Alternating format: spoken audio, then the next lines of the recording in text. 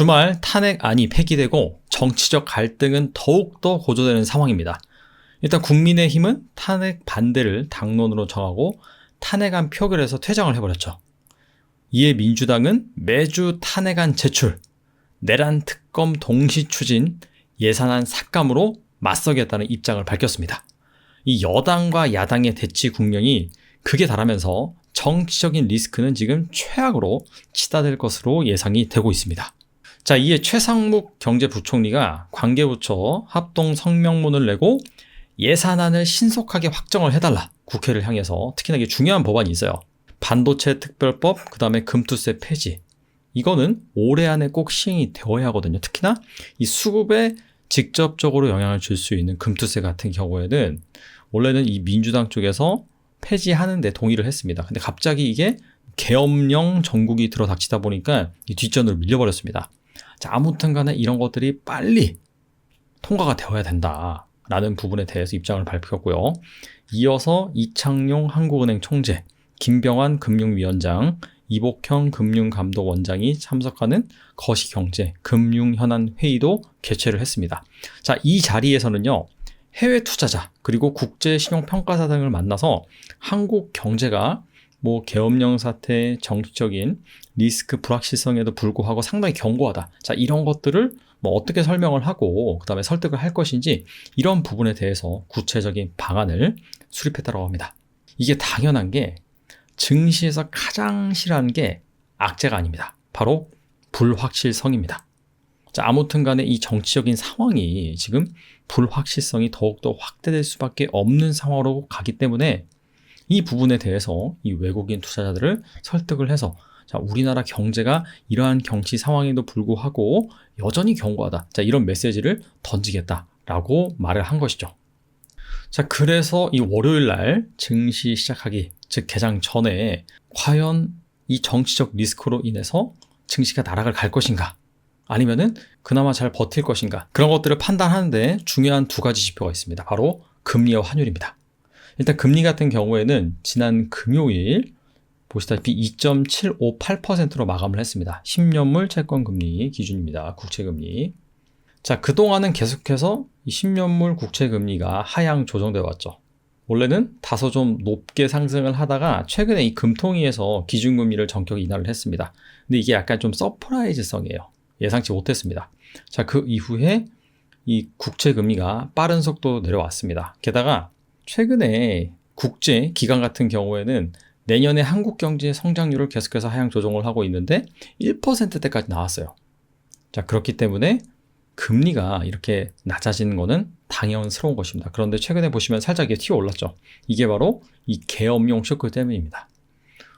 이 나라가 이렇게 위험한 나라였어? 라고 하면서 아무래도 이 채권 시장에서 외국인 투자자가 이탈을 하면서 금리가 살짝 솟은 감이 있습니다. 하지만 이거는 아직까지는 추세적으로 상승하는 흐름이 아니기 때문에 괜찮다.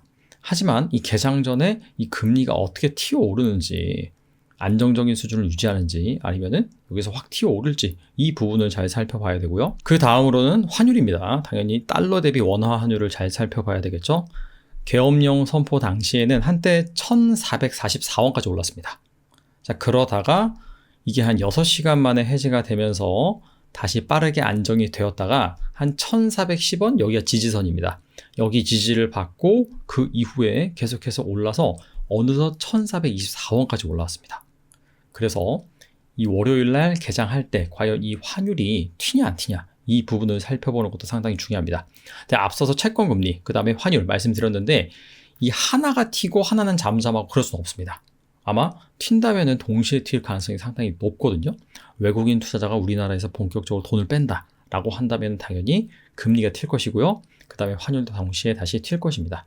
자, 이런 상황이 벌어지면서 증시가 하락한다 라고 한다면은, 자, 이거는 우려했던 증시가 나락가는 상황이 발생할 수도 있습니다. 그렇기 때문에 채권 금리와 환율, 이 두 가지를 잘 지켜보셔야 되고요. 자, 그렇기 때문에 앞서서 이 최상목 경제부총리가 한국은 안전하다, 별 문제 없다 라고 해외 투자자들, 국제신용평가사에다가 어필을 할 계획이라고 밝힌 것입니다. 자, 이렇게 증시가 어려울 때는 항상 이 연기금이 구원투수로 등장을 합니다. 자, 보시다시피 가장 밑에는 외국인의 수급이고요. 그 위에는 연기금의 수급입니다. 그리고 그 위에는 코스피 지수 차트를 같은 기간에 이렇게 비교해서 나타낸 HTS에서 따온 차트라고 보시면 되는데요. 자, 외국인이 본격적으로 9월부터 팔아치웠죠. 이때가 이 블랙 먼데이 발생 이후에 이 삼성전자의 이 반도체 경쟁력 훼손 리스크가 불거지면서, 자, 최근에는 반도체 경기 역시 별로 좋지 못하다라는 얘기가 나오면서 반도체 주식들이 부진하고 있죠. 이에 따라서 자, 외국인 투자자가 주식을 많이 팔아치웠고, 자, 10월, 11월에는 트럼프가 당선되면서 이 트럼프 쇼크를 다시 한번 반영하는 모습입니다. 자, 그러다 보니까 한 8월까지는 연기금은 오히려 이 지분을 낮췄어요. 그러다가 9월에 조금 취득했다가 갑자기 코스피가 무너져 내리니까 10월부터 본격적으로 사들이고 11월 달에, 즉 트럼프가 당선되고 나서 이 트럼프 트레이드를 반영해서 코스피 지수가 한 단계 더 레벨 다운되니까 이때 적극적으로 늘렸습니다. 자, 그러다가 한 11월 말, 12월 초에는 횡보하다가 이 계엄령 쇼크 때문에 증시가 또 한 번 무너지자 이때 다시 한번 바짝 지분을 늘리는 모양새입니다. 즉 외국인은 팔아치우는데 그거를 연기금이 받으면서 방어를 하려고 노력을 하고 있다라고 볼 수가 있습니다.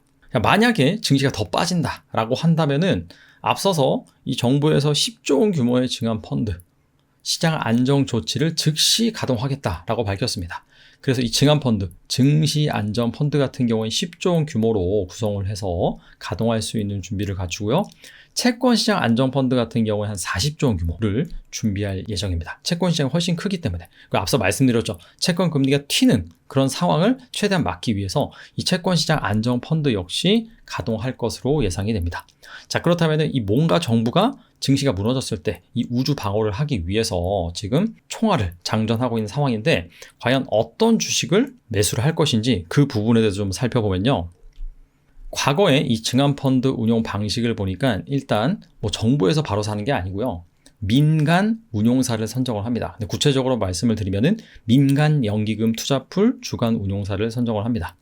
민간 연기금 투자풀이란 기금 운용을 전문적으로 도입하기 어려운 중소형 연기금의 안정적이고 효율적인 자산 운용을 돕기 위해서 금융위원회가 도입한 제도라고 보시면 되는데, 우리가 이제 연기금 수급으로 찍히는 게 있잖아요. 그게 연기금이 하나만 있는 것이 아니라 가장 큰 거는 이제 국민연금이죠. 그 다음에 뭐 군인공제회, 행정공제회, 교직원공제회 등등 여러 가지 연기금이 있습니다. 규모가 큰 데 같은 경우에는 각자 이 운용력을 갖추고 있습니다. 하지만은 상당히 규모가 작은 그런 연기금 같은 경우에는 운용력이 없어요. 그래서 일반적인 그런 자산 운용사에다가 위탁을 하는 겁니다. 맡기는 거죠. 그래서 이 민간 운용사가 선정이 되어서 이 증한 펀드를 운영할 가능성이 높습니다. 근데 뭐 아무리 큰 국민연금이라고 해도 국민연금 기금 자체에서 다 운영하는 게 아니라 다 민간 운용사한테 위탁을 합니다. 자, 아무튼 간에 결국에는 특정 자산 운용사가 선정이 될 것이고, 지금 현재는 뭐 삼성 자산 운용이 이 연기금 투자풀 주간 운용사로 선정되어 있기 때문에 만약에 여기에서 선정을 한다면은 삼성 자산 운용이 될 가능성이 높다라고 개인적으로 생각을 합니다. 그러면은 이런 운용사들은 어떤 종목에 투자를 하느냐? 민간 연기금 투자풀 유니버스 내에서 선정을 하는데, 당연히 이 개별 종목에 대해서 액티브 펀드처럼 매매를 하는 것이 아니라 패시브 펀드처럼, 즉 코스피 200이나 코스닥 150 내 종목에 투자를 하게 되어 있습니다.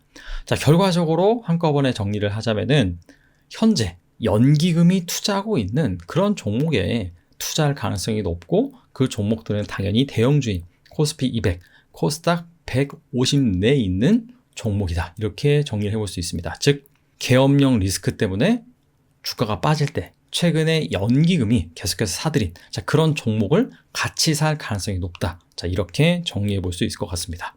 자, 그래서 지난 4일부터 6일까지, 즉 계엄령이 발생하고 나서 그 리스크를 온전히 반영을 해서 주가가 빠질 때 연기금이 코스피, 코스닥 시장에서 어떤 종목을 사들였는지 한번 살펴보면요. 일단 코스피 시장에서 보시면은 SK하이닉스, 뭐 삼성전자, 카카오, LG엔솔, 네이버 이런 종목들을 많이 샀는데요. 당연히 앞서 살펴본 것처럼 코스피 200에 있는 종목들 중심으로 사겠죠. 자, 하지만 업종을 살펴보면 일단 반도체. 반도체 같은 경우에는 당연히 우리나라에서 가장 큰 비중을 차지하고 있기 때문에 그냥 산다라고 일단 보시면 될 것 같은데, 그럼에도 불구하고 덩치가 가장 큰 삼성전자보다는 하이닉스를 많이 샀다. 이게 포인트가 될 수 있을 것 같아요. 그리고 업종별로 좀 살펴보시면 눈에 띄는 게 바로 인터넷입니다. 카카오, 네이버. 물론 시가총액이 큰 종목이긴 하지만은 시가총액 5위 안에 드는 종목은 아니거든요. 자, 그럼에도 불구하고 이 인터넷 주식을 많이 샀다라는 것이 포인트가 될 수 있고, 특히 카카오 그룹주를 많이 샀습니다. 자, 이게 3위가 카카오고요. 7위가 카카오페이입니다. 그리고 10몇 위에 카카오뱅크도 있어요. 자, 아무래도 이번 정권의 가장 피해 그룹이 바로 카카오라고 볼 수 있겠죠. 근데 오히려 뭔가 이 정권이 흔들리니까 약간 좀 반사이익을 볼 그런 차원에서 매수했는지 약간 좀 의문점이 드는 그런 수급 내역이라고 볼 수가 있습니다. 그리고 여기 산일전기라고 나와 있는데 이 종목은 올해 7월에 상장된 신규 상장 종목입니다. 현대 HD, 현대일렉트릭과 같은 이 전력기기를 만드는 기업이라고 보시면 돼요. 근데 여기는 시가총액이 작음에도 불구하고 많이 샀습니다. 6위에 해당이 됩니다. 이 종목은 약간 좀 개별적인 관점에서 살펴보시면 좋을 것 같고요. 코스닥 시장에서는 사실 코스피는 1위부터 10위까지 이렇게 나열을 했는데 코스닥은 1위부터 8위까지만 나열을 했습니다. 왜냐하면 최근에 연기금이 사고 있는 그런 종목들이 대부분 코스피고 코스닥은 특별히 없습니다. 그래서 코스닥에서 그나마 좀 의미 있는 이 매수 규모를 펼칠 종목들을 살펴보면은 바이오가 많아요. 바이오. 그 다음에 반도체도 좀 있습니다. 루닉 같은 경우에는 의료기기라고 나와 있는데 여기는 약간 바이오 헬스케어도 포함이 되고 소프트웨어도 포함이 되죠. 자, AI 영상 의료 솔루션을 만드는 기업이기 때문에 자, 그런 관점에서 또 보면은 루닛을 또 소프트웨어, 인터넷 이런 쪽으로도 좀 분류를 하자면은 최근에 연기금이 좀 많이 산 그런 기업들 보면은 반도체 바이오 많고 그다음에 인터넷 소프트웨어 이런 기업들 많은데 최근에 이 미국 시장에서 AI 이 모멘텀이 하드웨어에서 소프트웨어로 왔죠. 자, 그래서 팔란티어라든지 그런 다양한 소프트웨어 기업들이 오르고 있는데 아무래도 그와 같이 페어링 돼서 국내 시장에서도 이 네이버, 카카오라든지 그 밖에 소프트웨어, 인터넷 기업들을 좀 사는 것이 아닌가. 자, 이런 식으로 생각해 볼 수 있을 것 같습니다. 자, 그래서 만약 이 정치적인 리스크가 확대됨으로 인해서 뭔가 지수가 추가적으로 하락을 하고 증환펀드가 가동이 된다라고 한다면은 자, 이런 기업들, 연기금이 현재 많이 사고 있는 그런 기업들을 대해서 매수세가 유입이 될 수 있다라고 볼 수가 있습니다. 정리해 보겠습니다. 자, 탄핵이 폐기됨으로 인해서 이 정치적인 갈등이 더 극에 달할 것으로 예상이 됩니다. 자, 그 얘기인 즉슨 정치적 불확실성이 확대된다는 얘기고요. 외국인의 추가 이탈 가능성도 존재를 합니다. 그래서 이 부분이 만약에 증시 패닉으로 이뤄질지 말지 이 부분은 앞서 말씀드린 이 채권금리, 환율 이걸 잘 모니터링 하셔야 되고요. 자, 그렇다고 해서 마냥 그렇게 지수가 나락에 갈 것이냐? 자, 그 부분 같은 경우에는 아무래도 지금 우리나라 증시가 역대에서 가장 싼 밸류에이션 그 상황에 처해져 있고 그 다음에 정부에서 증환펀드도 가동한다라고 밝혔기 때문에 이 증환펀드에서 어떤 종목을 살 것인지는 앞서 말씀드린 이 연기금 매수 종목을 살 가능성이 높다라고 말씀드렸습니다. 그래서 그런 관점에서 여러분들이 투자에 임하셨으면 좋겠고 자, 무엇보다도 중요한 것은 빨리 이 불확실성이 해소가 되어야 됩니다. 지금 사실 반도체 특별법도 통과가 돼야 되고요. 금투세도 폐지가 되어야 됩니다. 그리고 좀 중장기적으로 더 중요한 이슈는 뭐냐면은 지금 지정학 시대잖아요. 미국에선 트럼프가 당선이 됐고 미국이 고립주의로 가고 이런 상황에서 정말 우리가 현명하게 우리나라의 미래를 위해서 정말 발빠르고 기민하게 잘 행동을 해야 되거든요.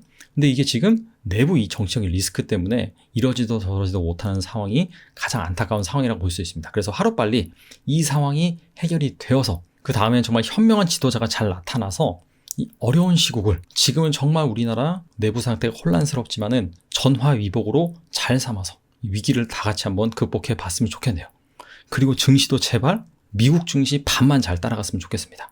자, 하루빨리 이 정치적인 불확실성이 해소되길 바랍니다.